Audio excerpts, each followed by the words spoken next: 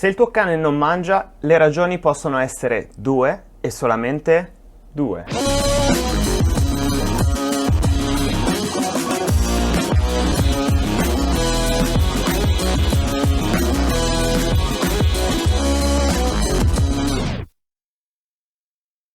La prima ragione te la spiego in sintesi. Il cane smette di avere appetito quando si sente male o quando è giunta la sua ora. Rifiuto del cibo, isolamento, apatia. Il nostro cane sembra triste e mogio e non mostra più interesse nelle uscite, negli inviti al gioco e nel cibo. Ovviamente noi, vivendo a stretto contatto con i nostri cani, sappiamo riconoscere se c'è qualcosa di strano nel suo comportamento. Il rifiuto del cibo in questo caso è facilmente distinguibile dal secondo tipo di rifiuto del cibo, che è quello su cui vorrei più soffermarmi in questo video. Partendo dal presupposto che il cibo è una risorsa vitale, di vitale importanza. Va da sé che rifiutare del cibo è un comportamento da persona capricciosa e viziata. I miei nonni hanno fatto la guerra, io sono cresciuto con la litania nella testa che devi mangiare tutto, se avanzavi qualcosa erano cazziatoni e robe del genere. So che il cibo ha un valore e quando mi scade qualcosa nel frigo mi mordo le mani, mi dispiace, mi sento un deficiente, mi sento una personaccia. Il cane che rifiuta cibo è una cosa abbastanza assurda se ci pensate, ovviamente se non è motivato da un malessere, da una situazione particolare, perché il cibo per il cane è la cosa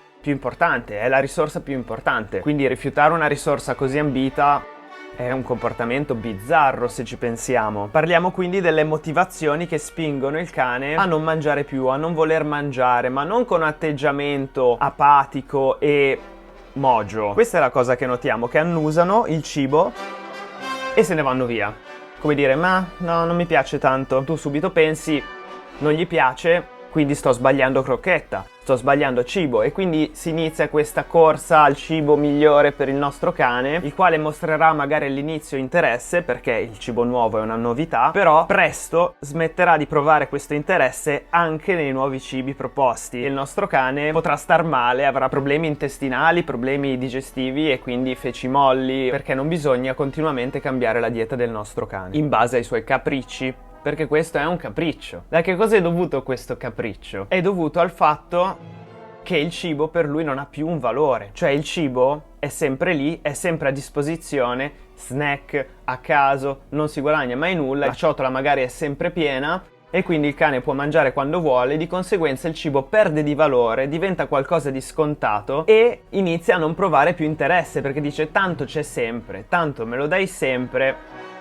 È un po' come dire, tanto i soldi mi piovono dal cielo, perché dovrei andare a lavorare? Ok? Questo è il concetto. Di conseguenza voi iniziate a cambiargli il cibo oppure fate il secondo errore, che è quello che abbiamo commesso pure noi in famiglia con alcuni dei nostri cani, ossia quello di mettergli degli avanzi. Poi notate che mangia solo gli avanzi e lascia le crocchette, allora iniziate a nascondergli gli avanzini, le crosticine di formaggio sotto alle crocchette, ma poi il vostro cane diventa uno scavatore professionista e inizia a scavare tra le crocchette col muso, mangiarsi gli avanzini e tornarsene a cuccia o a chiedere cibo a voi che state mangiando cose prelibate. Questo non va fatto perché inducete il vostro cane a schifare la crocchetta, chiedervi la crosticina e ottenere la crosticina, il pezzo di würstel, il pezzettino di bollito avanzato, quello che è. Quindi cosa fare se il vostro cane fa questo tipo di capriccio, cioè rifiuta il cibo per capriccio, per vizio? Innanzitutto non cambiate le crocchette e non mettetegli gli avanzi per indurlo a mangiare, perché non è un problema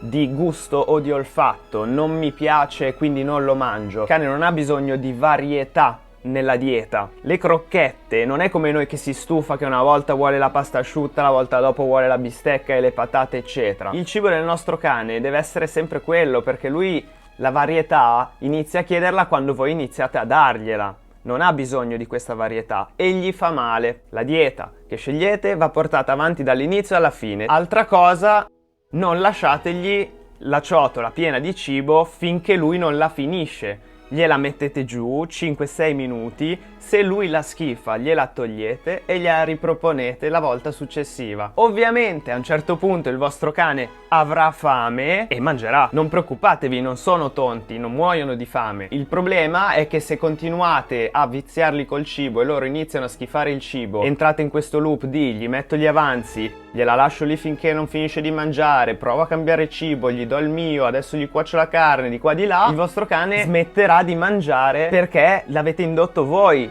a schifare il cibo, che ripeto è una cosa innaturale, dovuta al fatto che gli lasciate la ciotola col cibo tutto il giorno, continuate a dargli snack a caso o pezzi di cibo vostro, o provate a mettergli insaporitori o cose più buone della crocchettina anemica, diciamo, come direbbe qualcuno, per invogliarlo a mangiare. Non fate questi errori. L'unica cosa da fare se il vostro cane rifiuta il cibo per capriccio, non perché sta male, perché in quel caso correte dal veterinario, è togliergliela. Quello che ho fatto con Artax, che da piccolo l'ho addestrato, quindi aveva tanti würstelini, crosticine di formaggio, premietti, eccetera. A un certo punto gli ho messo giù il suo terzo pasto, perché da cucciolo gli dai da mangiare 3 volte, gli metto giù il pasto e lui fa: ma non mi interessa. E che cosa ho fatto? L'ho presa, l'ho messa via e gliel'ho riproposta la sera.